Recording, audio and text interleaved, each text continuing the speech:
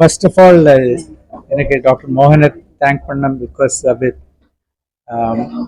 his idea of making this event happen. அப்போ எனக்கு இந்த ஐடியாஸ் எல்லாம் இன்னைக்கு ஷேர் பண்ண முடிஞ்சது உங்க முன்னால. And I hope that this will inspire youth, children to take on career in science, in engineering, research. There are great examples like Dr. Mohan who have dedicated 50 years, 50 வருஷம் diabetes research பண்ணியிருக்கார். அது மாதிரி research பண்ணி இந்தியாவிலேருந்து வேர்ல்டுக்கு contribute பண்ணலாம்.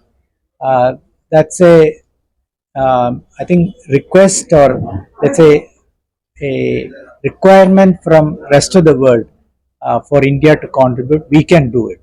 We can do it, and there are many such examples. So I hope this will inspire children, youth, and India oru transformation from where we are at a per capita income of $2,500 to about $20,000. About 27 to $30 trillion economy agum India. And the transition next 25 years panniyachana, we will become a developed country. That we should see, in the next 25 years. That's the desire, and I hope we can do that. One of the transitions we need to make is a economy that's product and IP led. So that's what I was talking about today. My own interest is in the area of brain sciences, the Alzheimer's, Parkinson's, dementia, and the Martha diseases. Again, no cure. Maybe India can help find a cure for this. IIT Madras, Indian Institute of Science, research pannirukka. Hopefully, they'll be able to show some results in the future. So, thank you. So, Mr. Chris Gopalakrishnan வந்து மற்ற entrepreneurs மாதிரியோ மற்ற institution filters மாதிரி இல்லை. இப்போ Infosys create பண்ணதே அது ஒரு பெரிய இது one of the co founders. அதுவே இந்தியாவுக்கு ஒரு பெரிய ஒரு பெருமை அது. பட் அதுக்கப்புறம் லாஸ்ட் 10 years ஆக சொசைட்டிக்கு ஏதாவது செய்யணும்ன்றது அவருடைய நோக்கம். இப்ப பலரும் வந்து ஆண்டர்பிரினர்ஸ் மற்றவங்களும் மற்ற பிலாந்த்ரோபிஸ்டும் இந்தியாவில் இருக்காங்க. அவங்க பல இதுல டொனேட் பண்ணுவாங்க, சேரிட்டிக்காகவோ வாட்டருக்காகவோ வேற எதுக்காகவோ. பட் கிறிஸ் கோபாலகிருஷ்ணன் வந்து ரிசர்ச்சுக்காக, ஆராய்ச்சிக்காக செய்யணும். அதாவது இந்தியாவில வந்து வேர்ல்டு கிளாஸ் ரிசர்ச் ஆராய்ச்சி செய்யணும். இந்தியா தான் உலகத்துக்கே ஒரு முன்காட்டாக இருக்கணும், ஒரு உதாரணமாக இருக்கணும். அது வந்து நம்ம நாட்டுல வந்து பல பேருக்கு அந்த தன்னம்பிக்கையே இல்லை, அந்த கான்பிடன்ஸே இல்லை. இந்தியால என்ன இருக்குது? பணம் இல்லை, எக்யூப்மெண்ட் இல்லை, அது இல்லை, இது இல்லை, கவர்மெண்ட் ஹெல்ப் பண்ண மாட்டாங்க. எல்லா 100 காரணங்கள் தான், எக்ஸ்கியூசஸ் தான் சொல்லுவாங்க.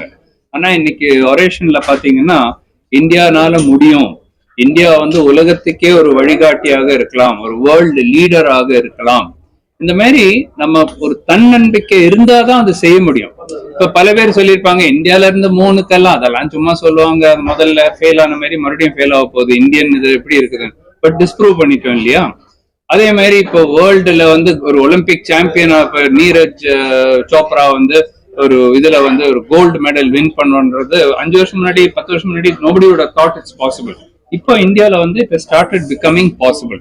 அதே மாதிரி வந்து மெடிக்கல் ரிசர்ச்ல, ஆராய்ச்சியில வந்து இந்தியா வந்து நம்பர் 1ல இருக்கலாம். அது ஏன் பண்ண முடியும்னு கேட்டீங்கன்னா இந்தியால இருக்கிற பேஷண்ட்ஸ் மாதிரி எங்கேயுமே கிடையாது, வெல் ஆர்கனைஸ்ட் இது. ரெண்டாவது வந்து ஆங்கில மொழி. இப்போ சைனா எல்லாம் எடுத்துட்டீங்கன்னா அவங்களுக்கு அது ஒரு டிஸ்அட்வான்டேஜ் இருக்கலாம். இந்தியாவில் வந்து இங்கிலீஷ்லயும் தே வெரி. அப்புறம் 3வது கம்ப்யூட்டர் ஸ்ட்ரென்த் வந்து நம்ம தான் ஐடி கேபிட்டல், வேர்ல்டுக்கே ஐடி கேபிட்டல். எல்லாமே இங்க இருக்குது, பெஸ்ட் சயின்டிஸ்ட் இருக்காங்க. இப்போ வந்து எல்லா கவர்மெண்ட்டும் வந்து இப்போ கொஞ்சம் அதுக்கு சப்போர்ட் கூட கொடுக்க ஆரம்பிச்சிட்டாங்க. முன்னெல்லாம் வந்து பணம் கிடையாது, இப்போ வந்து அதுல இருக்கு. அப்புறம் people like him are giving away அவங்களுடைய வெல்த்தே கொடுத்துட்டு அவங்க ஹார்டா சம்பாதிச்ச பணம் எல்லாம் வந்து ரிசர்ச்சுக்காக, ஒரு பப்ளிக் காசுக்காக கொடுக்கறது இஸ் அ ஷைனிங் எக்ஸாம்பிள்.